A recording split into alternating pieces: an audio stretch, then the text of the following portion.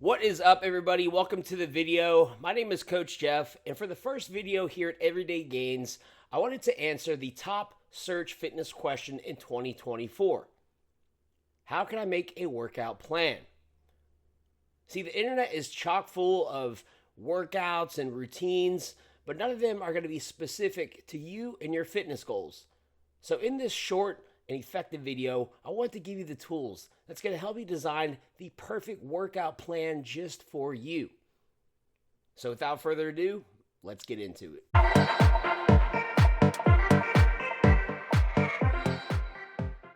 All right, so here we go.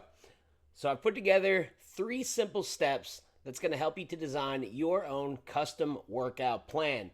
Now, this plan I designed for a 4-week duration.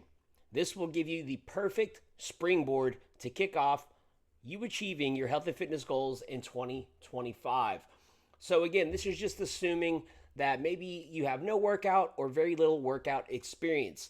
Though, as you'll see, you can easily progress this routine that I've put together, that you will be able to put together for yourself as well, that can be designed and created for somebody that is more advanced and looking to continue to push their progress in the weight room.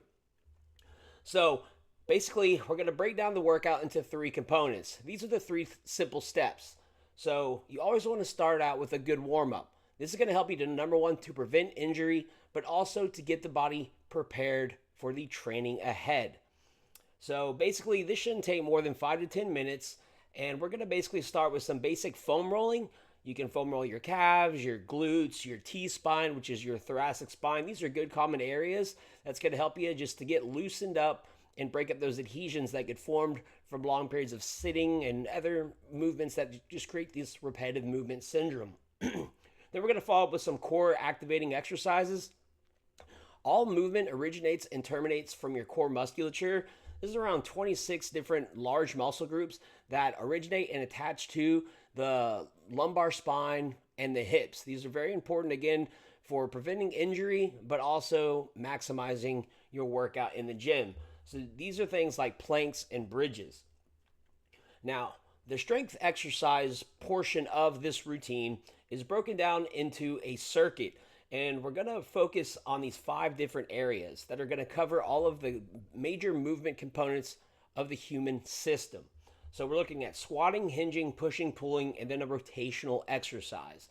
And the way that you're going to perform this is in the beginning first week of the routine, you're just going to do 1 set, 10 to 20 reps of each exercise, and you're going to perform each exercise without rest until the very end.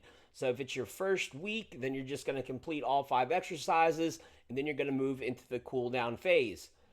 As you see down here with the progression, week 2, we're going to increase to 2 sets, week 3, 3 sets, and then week 4, we're going to increase to 4 sets, which again, even if it's just the basic exercises, 4 sets of 20 reps is quite a lot of volume and will be extremely challenging. This is why you want to ramp up into it, because you'll see that the number 1 thing that I always think that we should focus on as a program variable is form. This is super, super important. So we've gotten warmed up and we are ready to rock and roll. So I've listed just a couple examples of these exercises, although there are hundreds and thousands of different exercises that can apply to each of these basic movement sequences. But for squatting, we have the body weight squat, or you can go with like dumbbell, barbell squats. Hinging would be like a body weight good morning, barbell deadlift, kettlebell swing, things like that. Pushing, this would be like a hand elevated push-up if you can't do a normal floor push-up. So you'd basically assume a push-up position and elevate your hands on the surface. Or this could be like a dumbbell or barbell bench press. Then we have pulling. You could do like a horizontal movement, like a band or tubing row. Or you can do a more vertical-based pulling movement with like a lat pull down. Then we're going to end with a little bit of rotational. Again, working in that rotational plane of motion is very critical because we move through that plane of motion all throughout the day. So it's a very effective and a very important way to train your body. So it translates into the real world. And of course, you're going to be developing good core strength off of this as well. So rotational, we have like band rotations, medicine ball, floor rotations, also known as like a Russian twist. All right, so let's say we've done a couple sets of this. We've focused on good form. We've got a good burn. Well, now we're going to go into the cool down phase.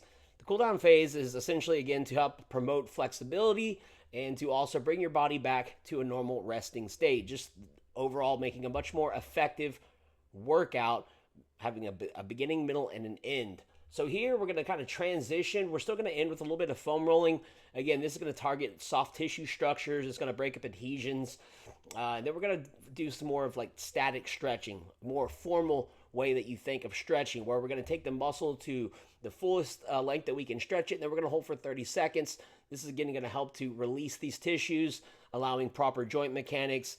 And again, preventing injury is going to be key here.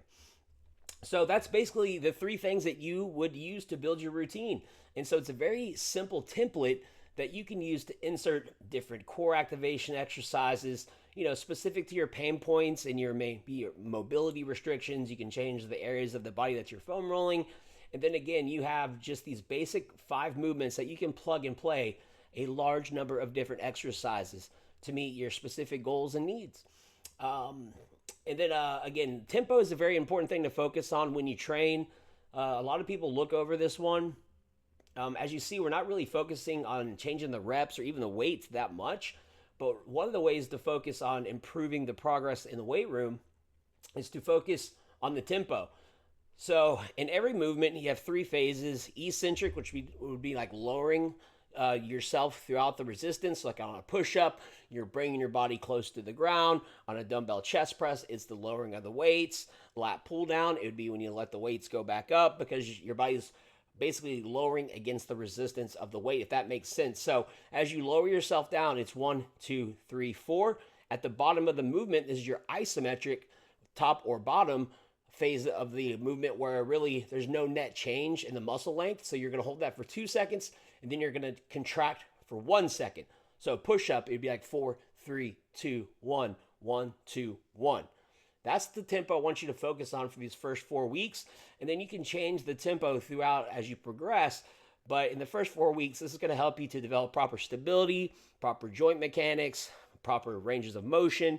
And again, you're going to be reducing risk of injury, but you're going to be developing proper muscle tissue and strength through the full range of motion.